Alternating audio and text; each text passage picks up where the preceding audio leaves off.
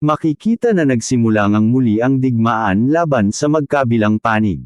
Eto na ang ika-33 beses, nakikita ko na ng malinaw ang paparating na atake. Nakaiwas siya sa ginawang pagsugod ng kalaban. Kailangan kong lumaban pabalik agad, bago siya muling umatake sa akin. Nabigla si Encrid nang bigla sumugod agad ang kalaban. Nataman siya sa leeg ng espada. Hindi. Masyado siyang mabilis umatake. Napaluhod si Encrid dahil sa natamong pag-atake.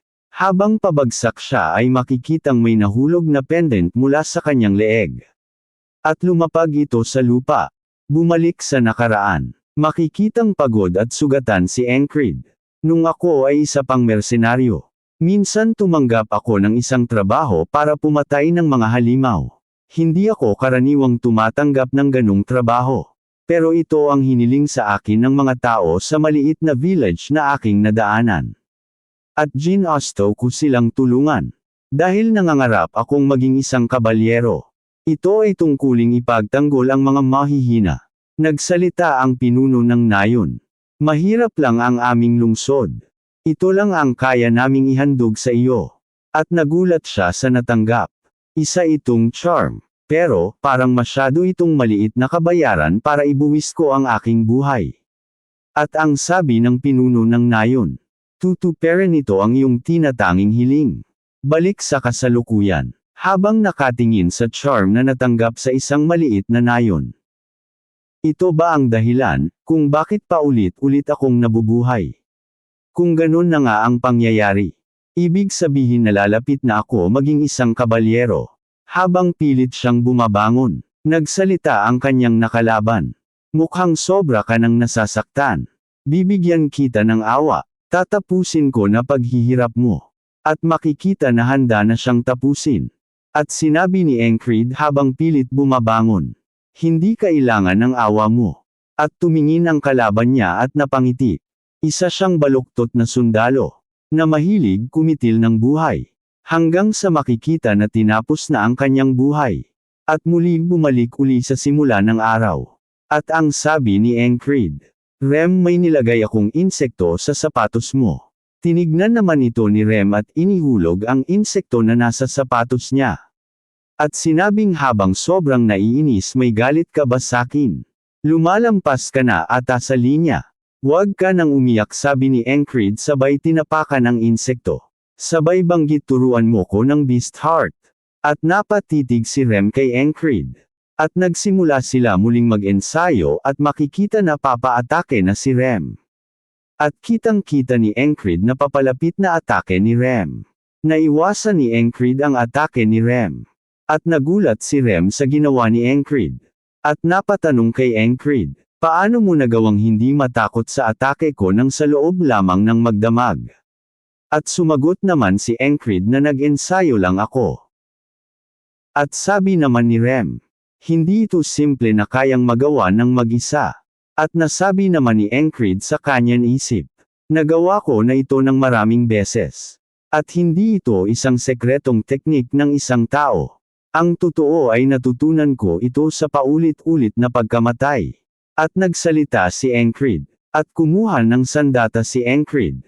At sabay sabing mag-sparring tayo. Nagulat naman si Rem. At sabay ngiti. At nasabi, ikatutuwa ko. At nagsimula na sila sa sparring. Natutunan ko na kung ano beast heart. Pero kung hindi ko magagawang umatake pabalik, ay mauuwi lang muli ako sa kamatayan. At makikitang naiiwasan ni Encrid ang lahat ng atake ni Rem.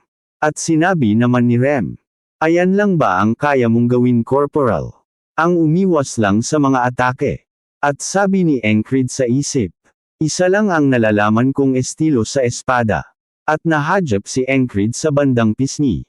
Valen mercenary style. Hindi ito ang kaugaliang estilo na nalikha ng isang mersenaryo na nagngangalang Valen. At nakikita ito ng iba na isang mahinang estilo. At ito ay kinukot siya. At makikita na nawala sa balanse si Encrid. At nakita naman ni Rem na nawala sa balanse si Encrid. At makikitang nakangiti si Rem habang papa-atake. At ikinalang ang isang paa para bumalik sa balanse. At sabi para sakin ito ang pinaka magandang estilo na natutunan ko. At makikitang inihanda na niya ang sarili para sumabay sa pag-atake. Nagulat naman si Rem sa nakita. At makikita na may katulad ng estilo si Encred. Madali naman itong nadepensahan ni Rem. Habang gulat si Encred. At ang gamit niyang espada ay tumalsik papalayo. At makikitang gulat na gulat ang mukha ni Encred. Nasabi niyang hindi ko napansin na ginagaya ko na pala estilo ng hanggal na sundalong iyon. Sa palagay ko hindi naman malayo na mangyari iyon dahil madalas kong makita at ang estilong iyon ang pumatay sakin na maraming beses. At sabi ni Rem, nasan ang dugo? Habang napakamot sa ulo. At nagtataka naman si Encred sa sinabi ni Rem. At sinabi, yung atakeng thrust attack na iyon. Ang pinakamagandang pinakita mong atake sa ngayon.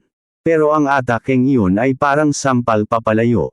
Tignan natin ngayon. Masyado kang nag-aanlinlangan corporal. Iniisip mo bang hindi tatama ang atake? Ano nga gagawin ko kung madepensahan? Pero isipin mo, kung hindi iiwasan ito. Ito na ang katapusan mo. Dapat hindi mo mabitiwan ang iyong espada. Napatingin lang si Encred habang nakikinig. At napaisip. Isa iyong terribleng explanation. Pero naiintindihan ko ang ibig sabihin. Ang pagkakaiba ng thrust attack niya sa kuma para sa akin. Makikitang naalala niya na tinamaan siya muli ng atake. At muling samuka ng dugo. At napasabi kulang ba ako ng pananalig sa aking kakayahan. Habang nakatayo sa harap ng kalaban, napapaubo si Encred dahil sa pinsala sa leeg. At muli binanggit ng kalaban niya, bibigyan kita ng awa, habang nakatutok ang espada sa kanya. At napatingin ng masama si Encred. At agad, muli tinapos ang buhay niya. At bumalik sa kasalukuyan. At aatake na siya kay Rem.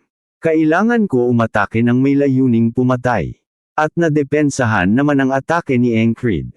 At makikitang lumipad ang espada ni Encred. At muli niyang naalala mukha ng nilalang na maraming beses na tinapos ang buhay niya. At inaalala niya rin kung paano siya tapusin ito. Habang patuloy na nag-eensayo kasama si Rem. At makikitang madali lang nadedepensahan ni Rem ang atake ni Encred, dumating na ang ika-111 beses ng pagkatalo at pagkamatay ni Encred. Hanggang sa dumaan na sa ika-123 beses, ganun pa rin ang nangyayari. Muli pa rin siyang nabigo. Hanggang sa ika-124 na beses. Habang makikita ang pag-insayo nila ni Rem.